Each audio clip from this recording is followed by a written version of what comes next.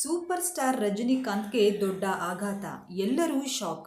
ಹೌದು ಸ್ನೇಹಿತರೆ, ತಮಿಳುನಾಡು ವಿಧಾನಸಭಾ ಚುನಾವಣೆ ಬಳಿಕ ಸೂಪರ್ ಸ್ಟಾರ್ ರಜನಿಕಾಂತ್ ಬಗ್ಗೆ ಕೆಲವರ ಟೀಕೆ ಹಾಗೂ ಮಾಜಿ ಸಿಎಂ ಸ್ಟಾಲಿನ್ ಭೇಟಿಯಾಗಿದ್ದ ವಿಚಾರವಾಗಿ ಸ್ವತಃ ರಜನಿಕಾಂತ್ ಅವರೇ ಸ್ಪಷ್ಟನೆಯನ್ನು ನೀಡಿದ್ದಾರೆ. ಇನ್ನು ಇದೇ ವೇಳೆ ನಟ ವಿಜಯ್ ಮುಖ್ಯಮಂತ್ರಿಯಾಗಿದ್ದಕ್ಕೆ ತನಗೆ ತುಂಬಾ ಸಂತೋಷವಾಗಿದೆ ಅಂತ ತಿಳಿಸಿದ್ದಾರೆ.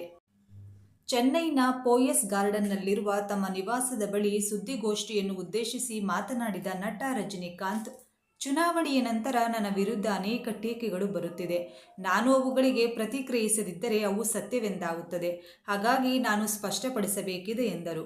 ಹೊಸ ಪಕ್ಷವನ್ನು ಸ್ಥಾಪಿಸಿ ಪ್ರಬಲ ಮೈತ್ರಿಕೂಟ ಸೋಲಿಸಿ ವಿಜಯ್ ಸಿಎಂ ಆಗಿದ್ದಾರೆ. ವಿಜಯ್ ಸಿಎಂ ಆಗಿದ್ದು ನನಗೆ ಅಸೂಯೆ ಇಲ್ಲ, ಸಂತೋಷ ತಂದಿದೆ ಎಂದು ಹೇಳಿದರು. ನಾನು ರಾಜಕೀಯ ಪ್ರವೇಶಿಸಿದ್ದರೆ 100% ಯಶಸ್ವಿಯಾಗುತ್ತಿದ್ದೆ. ಆದರೆ ನಾನು ರಾಜಕೀಯದಿಂದ ದೂರ ಸರಿದು ಹಲವಾರು ದಿನಗಳಾಗಿದೆ. ವಿಜಯ್ ಸಿಎಂ ಆಗಿದ್ದಕ್ಕೆ ನನಗೆ ಯಾವ ಅಸೂಯೆ ಇಲ್ಲ.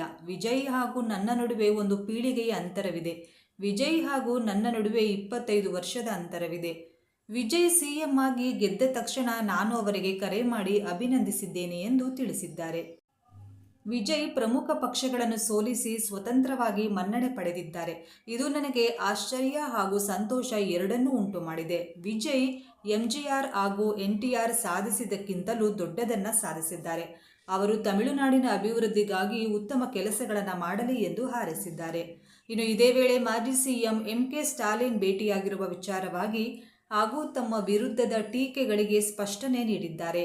ಚುನಾವಣಾ ಫಲಿತಾಂಶದ ಬಳಿಕ ನಾನು ಹೋಗಿ ಎಂಕೆ ಸ್ಟಾಲಿನ್ ಅವರನ್ನು ಭೇಟಿಯಾದೆ.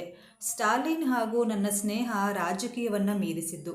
ಅವರು ಕೊಳತ್ತೂರಿನಲ್ಲಿ ಸೋತಿದ್ದು ನನಗೆ ಬೇಸರವಾಯಿತು. ಹಾಗಾಗಿ ಅವರನ್ನು ಭೇಟಿಯಾಗಿ ಸಮಾಧಾನ ಮಾಡಿದೆ ಎಂದರು. ಸ್ಟಾಲಿನ್ ಹಾಗೂ ನನ್ನ ನಡುವಿನ ಸ್ನೇಹ 35-40 ವರ್ಷಗಳದ್ದು. ಹಾಗಾಗಿ ಸೋತಾಗ ಅವರನ್ನು ಭೇಟಿಯಾಗಿ ಸಮಾಧಾನ ಮಾಡಿ ಧೈರ್ಯ ತುಂಬಿದ್ದೇನೆ.